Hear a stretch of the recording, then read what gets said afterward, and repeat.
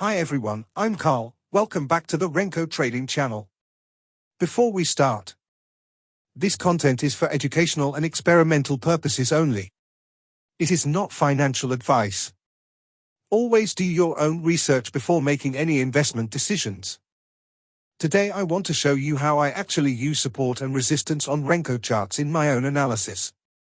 This is not theory, and it's not a prediction system. It's simply the process I use to understand market structure and make more consistent trading decisions.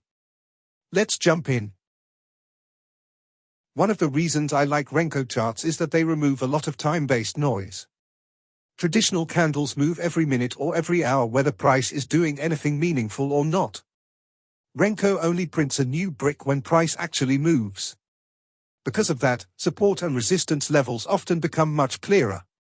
Instead of reacting to random fluctuations, we start seeing areas where price repeatedly turns or pauses. Those areas are what I focus on. The first rule I follow is simple. I look for obvious turning points. I'm not trying to predict anything. I'm just asking one question. Where has price clearly reacted multiple times before? On a Renko chart, swing highs and swing lows stand out very clearly because trends appear as clean stair-step movements. If price repeatedly changes direction around the same area, that area matters. I don't draw many levels. Usually just a few important ones. Too many lines create confusion instead of clarity. This is probably the biggest mistake traders make. Support and resistance are not exact prices. They are zones. Price rarely reverses at a perfect number. Instead, it reacts across a small area where buyers and sellers agree value changes. On Renko charts, this becomes even easier to see because multiple bricks often form inside the same region before price moves away. So instead of drawing a thin line, I draw a wider zone that captures the entire reaction area. This simple change dramatically reduces false signals. Now let's look at how I actually use these zones.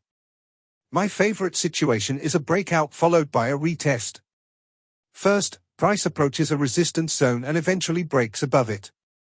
Many traders chase the breakout immediately. Sometimes that works, but often price pulls back first. What I prefer to see is price returning to test that same zone again. If the old resistance now acts as support, that tells me the market structure may be shifting. That retest provides context.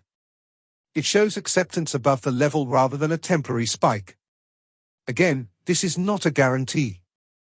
It's simply a higher quality environment for decision making. Here are a few mistakes I try to avoid.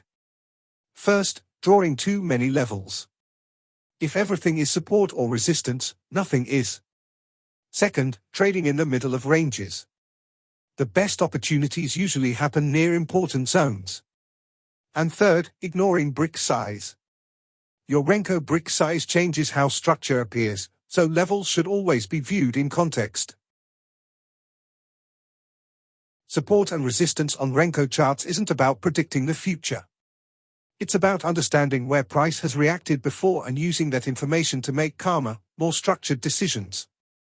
If you remember nothing else from this video, remember these 3 simple rules. First, focus on obvious turning points where price has clearly reacted multiple times. Second, think in zones, not lines.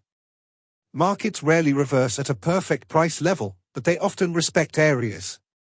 And third, pay attention to breakout and retest behavior because structure changes often become clearer after price confirms a level from the other side. These ideas don't guarantee profits, but they help remove a lot of emotional decision-making and bring more consistency to how you read the chart.